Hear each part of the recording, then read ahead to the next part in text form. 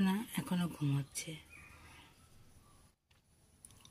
রাধামাধবের আশীর্বাদে আমারই লেখা, আমারই সুর দেওয়া, গোপালকে নিয়ে লেখা একটি গানের এক কলি গাইছি। গোপাল রে গোপাল, ওরে আমার গোপাল, গোপাল রে গোপাল, ওরে আমার গোপাল।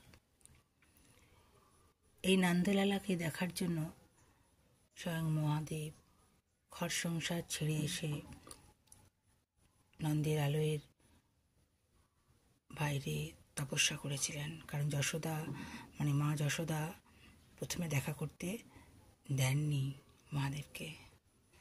তপস্যায় সফল হয়ে দেখা করেছিলেন নন্দ লালার সাথে। হরি হরি, রাধে রাধে।